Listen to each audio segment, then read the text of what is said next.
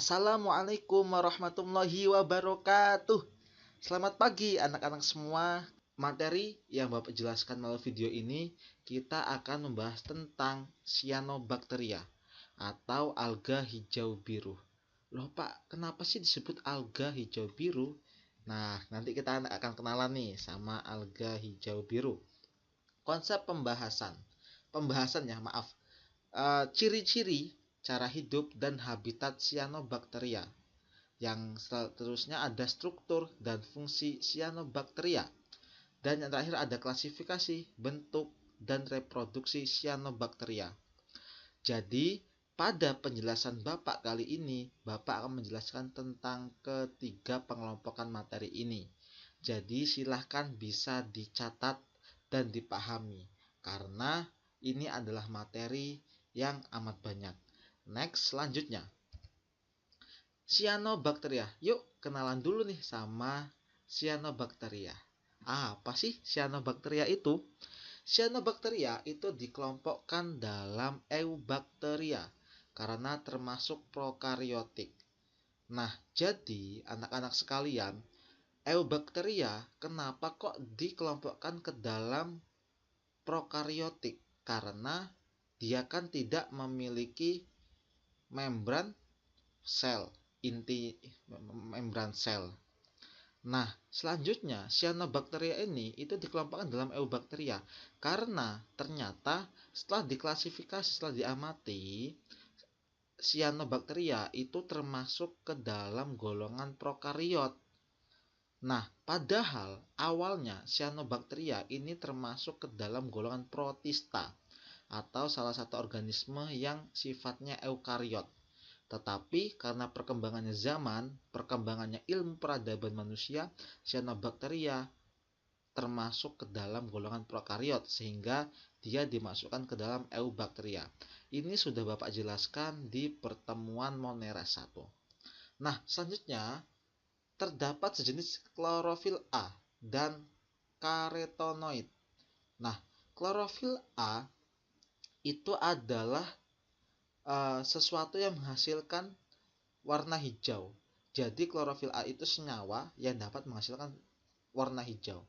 Sedangkan karotenoid itu adalah senyawa kimia yang memberikan warna alami pada sayuran atau buah-buahan dan organisme. Jadi karotenoid itu memberikan warna alami. Jadi ingat, cyanobacteria terkenal dengan alga hijau biru. Selanjutnya memiliki phycocyanin atau pigmen biru dan terkadang phycoerythrin atau pigmen merah. Maksudnya adalah, jadi pada alga tersebut itu terkadang warnanya bisa biru, bisa juga merah, dan juga bisa hijau karena memiliki klorofil A. Selanjutnya, phycocyanin menyebabkan cyanobacteria mempunyai sifat khas, yaitu berwarna hijau kebiru-biruan. Jadi sifat khas atau warna khas dari cyanobacteria itu adalah berwarna hijau kebiru-biruan. Nah, ternyata cyanobacteria itu selain berwarna hijau kebiru-biruan, itu ada juga yang memiliki warna hitam, coklat, kuning, merah, hijau rumput, dan juga ada yang warnanya campuran atau warnanya itu abstrak. Tidak bisa didefinisikan dan digolongkan ke dalam warna-warna yang lainnya. Nah, yang terakhir, ternyata cyanobacteria itu lebih banyak atau lebih dominan phycocyaninnya, yaitu pigmen yang berwarna biru. Makanya cyanobacteria itu disebut dengan alga hijau biru. Hijaunya itu berasal dari klorofil A, sedangkan birunya itu berasal dari pigmen phycocyanin atau pigmen berwarna biru. Jadi ingat-ingat, ini adalah pembukaan tentang cyanobacteria. Next, selanjutnya ciri-ciri cyanobacteria. Nah, anak-anak sekalian, ciri-ciri cyanobacteria mari kita simak dengan cermat.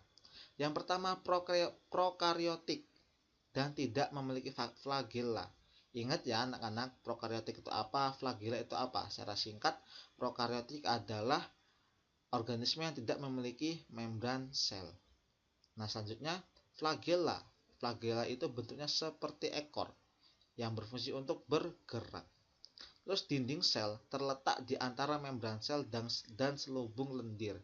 Nanti kita akan membahas ini melalui gambar supaya anak-anak paham. Nah, selanjutnya dapat bergerak dengan meluncur. Nah, jika pada organisme sebelumnya, contoh organisme Eubacteria itu bergerak menggunakan flagela.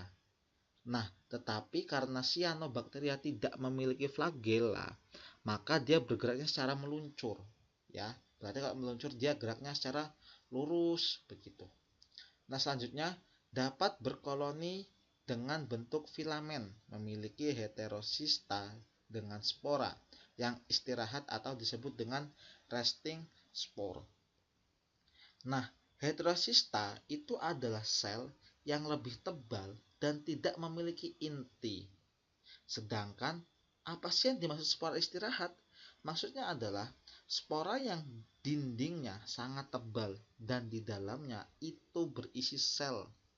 Nah, jadi ingat-ingat apa itu heterosista dan apa itu spora yang istirahat. Selanjutnya, bentuknya bulat soliter atau uniselular. Jadi, Cyanobacteria itu organisme yang kadang bisa uniseluler dan terkadang bisa multiseluler. Ya, ingat uniselular berarti selnya hanya satu, sedangkan multiselular berarti selnya banyak. Yang banyak itu terkadang bentuknya berupa filamen, benang, atau trikoma. Ini ciri-ciri secara umum pada Cyanobacteria. Next, selanjutnya kita akan bahas tentang cara hidup Cyanobacteria. Nah, habitat ya atau cara hidup Cyanobacteria itu bagaimana? Yang pertama, dapat hidup bebas dan bersimbiosis mutualisme dengan organisme lain. Simbiosis mutualisme ingat ya, yaitu adalah organisme yang saling menguntungkan. Padahal organisme ini itu merupakan salah satu organisme yang berbeda. Contoh misalkan Cyanobacteria dengan jamur. Itu mereka simbiosis mutualisme. Nah, selanjutnya termasuk organisme fotoautotrof yang mampu menyusun makanannya sendiri. Ingat, kalau kita jabarkan, foto itu artinya cahaya, autotrof itu artinya dapat mengelola makanannya sendiri. Jadi, jika digabungkan, fotoautotrof itu adalah organisme yang dapat menggunakan energi cahaya untuk menghasilkan makanannya sendiri. Jadi, si Cyanobacteria ini termasuk organisme fotoautotrof ya. Ingat, selanjutnya habitat Cyanobacteria. Nah, habitat Cyanobacteria itu ternyata hidupnya ada di air tawar, air laut, tanah, dan batu-batuan. Serta dapat juga hidup pada lingkungan yang ekstrim. Nah, pada materi Monera 1, Bapak sudah menjelaskan. Ada beberapa contoh lingkungan yang ekstrim, tetapi itu contohnya termasuk ke Archaebacteria. Tetapi beberapa organisme Cyanobacteria itu juga dapat hidup di lingkungan ekstrim. Contohnya laut mati, sumber air panas, rawa, begitu.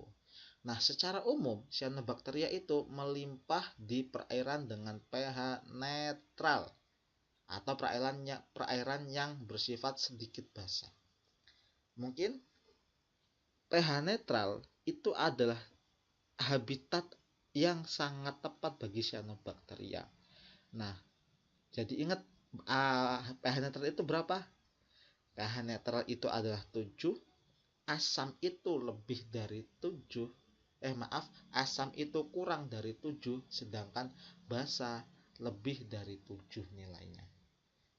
Jadi kalau habitat Cyanobacteria itu pada pH yang netral. Next, selanjutnya kita membahas tentang struktur Cyanobacteria. Struktur Cyanobacteria ya, kalau kita bahas tentang struktur berarti kita bahas tentang organel-organel di dalam sel tersebut. Selnya yaitu cyanobacteria ini. Nah, coba lihat, tidak ada flagel atau flagella. Kalau pada Eubacteria, flagelnya terletak di sini. Nah, tapi kalau cyano itu tidak ada flagella. Ada karboksisom yang berwarna pink berbentuk piramida ini. Ada ribosom, nukleoid, ada lapisan mukoid, kapsul, mantel lendir atau lapisan lendir. Terus ada dinding sel. Dinding sel meliputi membran sel, lapisan peptidoglikan, membran luar. Dan ada tilakoid. Tilakoid berarti yang berwarna kuning ini. Nah, di dalamnya ini nih. Berarti sekujur badan ini banyak ya. Terus ada picobilisom. Picobilisom berarti di dalamnya tilakoid. Jika tilakoid ditarik set ke sini. Nah, terus dibuat bulat, maka bentuknya seperti ini jika dipotong. Ada picobilisom dan ada membran tilakoid. Membran tilakoidnya itu warna hijau yang di samping ini atau di tebing dari tilakoidnya. Oke, selanjutnya kita akan membahas tentang fungsi dari struktur cyanobacteria. Ya, struktur dan fungsi cyanobacteria atau ini adalah masalah fungsi dari strukturnya. Kita lihat lapisan mukoid. Lapisan mukoid itu berwarna biru tua kayak gini ya. Nih. Itu fungsinya sebagai membantu pergerakan sel. Nah, selanjutnya ada kapsul. Kapsul yang berwarna biru muda. Nih, itu berfungsi untuk pelindung, melindungi sekujur badan cyanobacteria.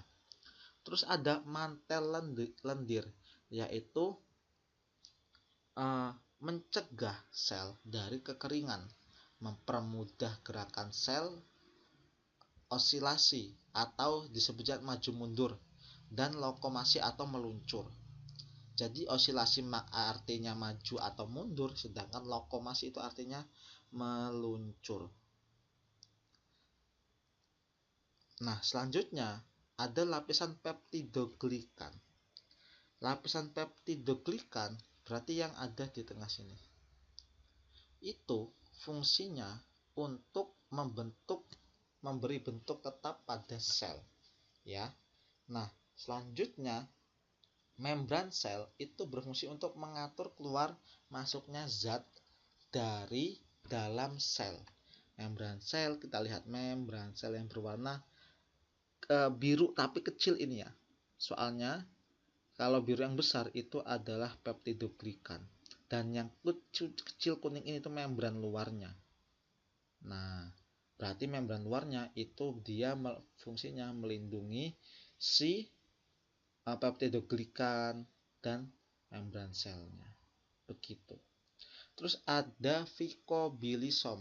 Vicobilisom yang di sini maksudnya, yang berwarna bulat kuning ini. Fungsinya berisi klorofil tipe A.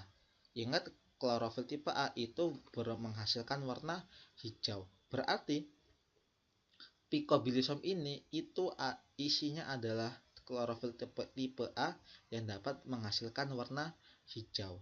Nah, selanjutnya ada membran tilakoid. Membran untuk melindungi pigmen fotosintetik, ya.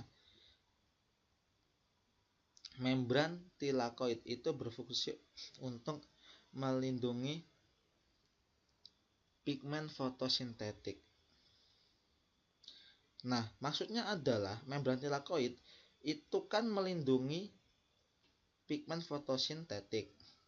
Nah, jadi membran tilakoid itu merupakan pelipatan membran plasma ke arah dalam sitoplasma yang berfungsi untuk berfotosintesis. Jadi, membran tilakoid ini, yang ini, ya, itu untuk melindungi fotosintetik. Berarti tilakoid itu, kita langsung ke tilakoidnya ya. Tilakoid berarti yang panjang ini, itu fungsinya untuk berfotosintesis karena dapat menghasilkan klorofil di dalamnya, atau di dalam tilakoid itu terdapat klorofil. Klorofilnya di mana? Di picobilisom.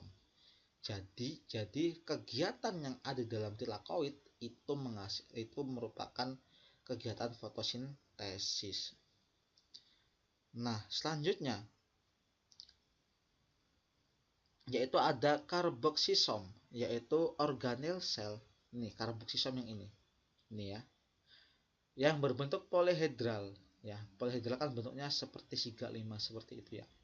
Yang berisi enzim utama untuk proses fotosintesis, yaitu enzim rubisco. Nah, jadi karboksisom itu isinya adalah enzim rubisco. Terus ada ribosom. Ribosom itu fungsinya, mana ribosom? Ya, yang biru bulat-bulat ini, biru muda. Itu untuk melakukan sintesis protein, yaitu pembentukan protein dari DNA oleh RNA.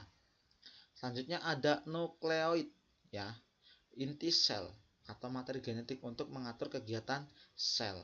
Nah, yang berbentuk agak bundet ini ya agak acak-acakan ini, itu adalah nukleoid atau inti sel atau materi genetiknya. Jadi silakan anak pahami fungsi dari setiap struktur cyanobacteria. Nah, selanjutnya kita akan masuk dalam klasifikasi dan bentuk cyanobacteria. Ada 3 klasifikasi ya. Ada bangsa Corcocales, ada bangsa Chamaecyponales, dan ada bangsa Nostocales. Nah, dari ketiga bangsa ini mereka memiliki bentuk yang masing-masing. Langsung saja. Nah, bangsa Crococales yaitu berbentuk tunggal atau kelompok tanpa spora. Ya, kelompok tanpa spora. Uniseluler dan hidup soliter. Soliter artinya berkoloni ya. Warna kehijauan. Kita langsung ke sini. Bentuknya soliter ya, yaitu berkoloni. Bulat soliter, bulat berkoloni. Selanjutnya kelompok tanpa spora. Ya, spora itu apa sih, Pak? Spora adalah sel reproduksi yang mampu berkembang menjadi individu baru. Itu adalah spora.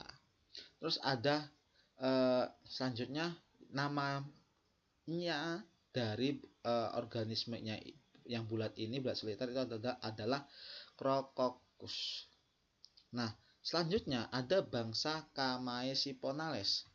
Nah, Chamaecyponales itu ciri-cirinya alga bersel tunggal atau merupakan koloni berbentuk benang menyerupai spora. Mempunyai spora maksudnya. Kalau pada bangsa Crococales tidak memiliki spora atau spora, tetapi pada bangsa Chamaecyponales memiliki spora.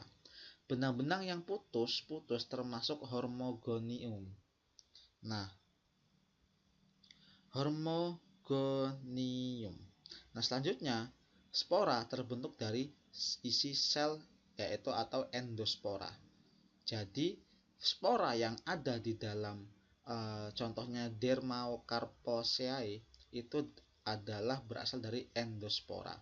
Bentuknya bulat pada bangsa Chamaecyponales. Next, selanjutnya adalah bangsa Noctocales. Sel yang merupakan koloni berbentuk benang atau diselubungi suatu membran. Jadi bentuknya tuh benang atau disebut juga dengan filamen. Nah, benang-benang itu melekat pada substratnya, tidak bercabang, jarang mempunyai percabangan sejati, lebih sering mempunyai percabangan semu.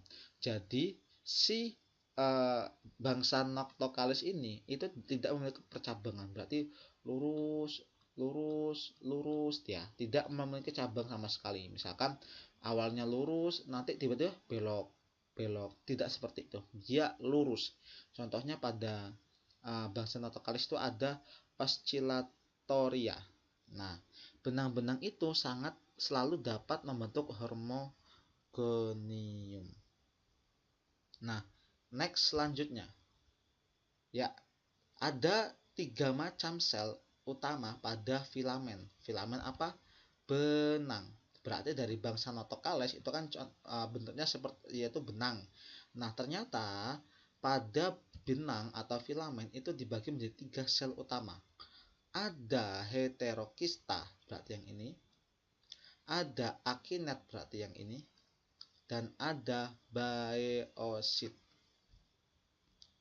Nah, kita akan membahas satu persatu. Apa sih Heterokista adalah sel berdinding tebal untuk mengikat nitrogen, ya. Jadi sel heterokista itu fungsinya untuk mengikat nitrogen. Nah, ukurannya itu lebih besar dari sel-sel lainnya. Coba lihat sel akinet, ya, lebih besar heterokista. Sel biosit lebih besar heterokista. Berdindingnya tebal. Lihat, dindingnya tebal dengan isi yang jernih dan mengandung enzim nitrogenase. Heterokista berfungsi untuk mengikat nitrogen. Selanjutnya ada akinet. Sel berdinding tebal untuk pertahanan diri dari kondisi lingkungan yang buruk. Jadi sel akinet itu berfungsi pada filamen untuk melindungi dari lingkungan yang buruk. Jadi tidak selalu pada cyanobacteria itu lingkungannya baik. Mungkin kadang dia hidup di lokasi yang kurang menguntungkan sehingga menyebabkan organisme ini dapat mati. Terus ada biosit. Nah, biosit itu adalah sel hasil reproduksi berbentuk bulat, berukuran kecil dan berklorofil. Sel ini berfungsi untuk fotosintesis. Nah, jadi sel ini itu fungsinya untuk fotosintesis. Nah, sel-sel vegetatif yang merupakan hasil reproduksi atau pembelahan sel berbentuk bulat, ukurannya kecil, terus memiliki klorofil. Nah, sehingga makanya pada sel biosit ini itu dapat melakukan fotosintesis. Next, selanjutnya, contoh bentuk organisme cyanobacteria. Ini adalah beberapa contoh dari cyanobacteria. Yang pertama adalah Crococcus, terus ada Gleocapsa.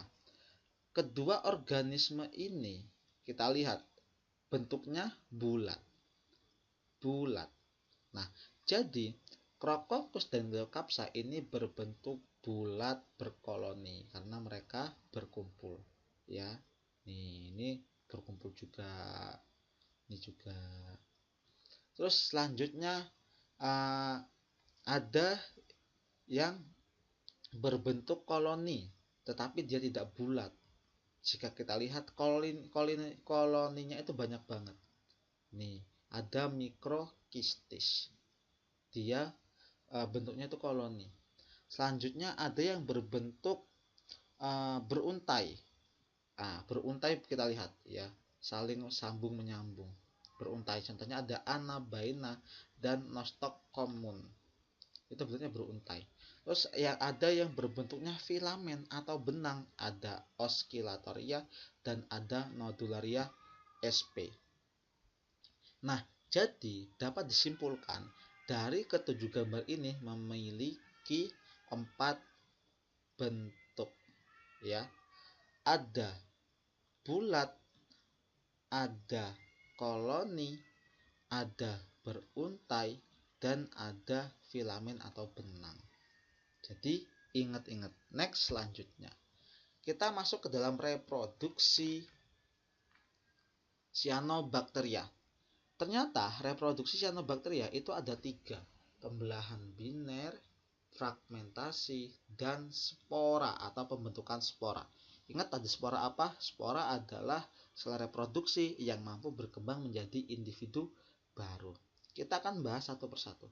Pembelahan biner. Sel dapat langsung terpisah atau tetap bergabung membentuk koloni. Mungkin ini sedikit sama tentang materi sebelum-sebelumnya, ya. Ada pembelahan biner juga. Nah, kita lanjut ke bawahnya. Pembelahan biner.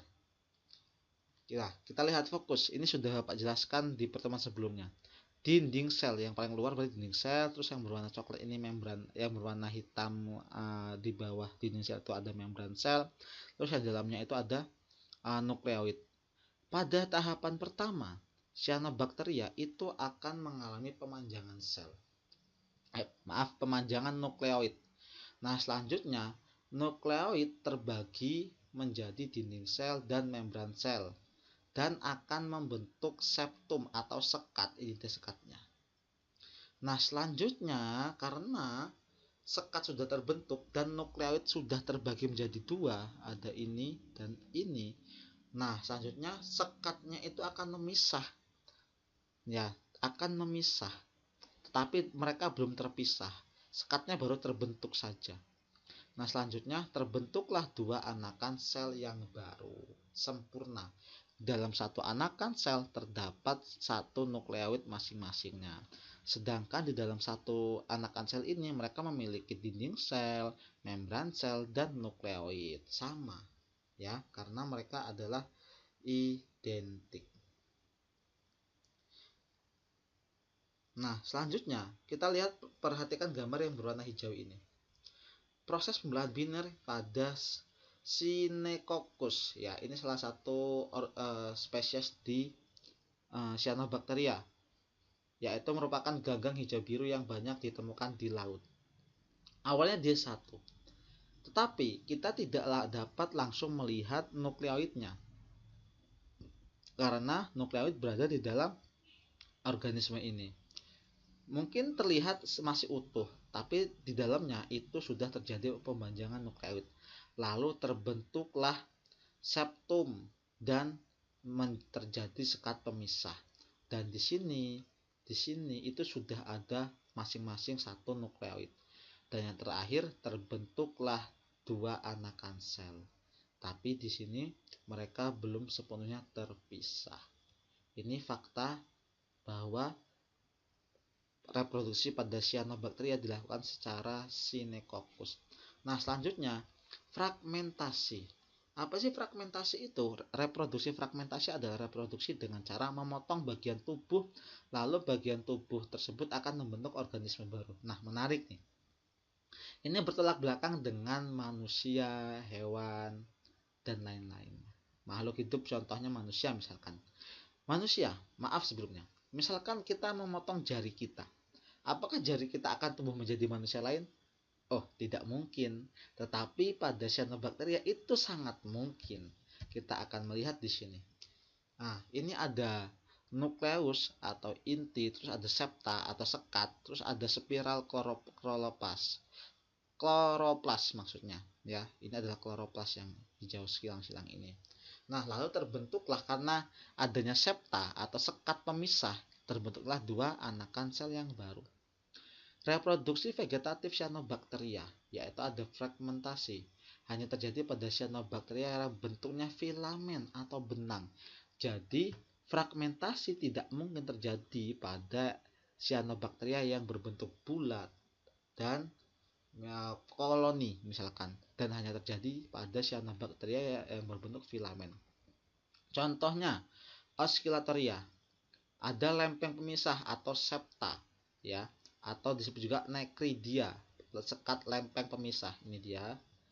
Nah, ini ada hormogonium.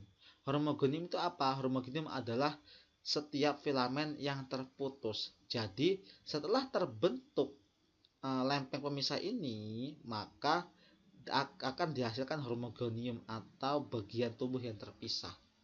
Nah, fragmentasi adalah reproduksi dengan cara memotong atau memutuskan bagian tubuh. Kemudian bagian tubuh yang terpotong tersebut akan membentuk organisme baru.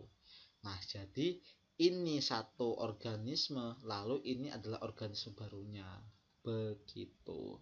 Contohnya misalkan nih, ini di bawah pengamatan mikroskop ada Lyngbia.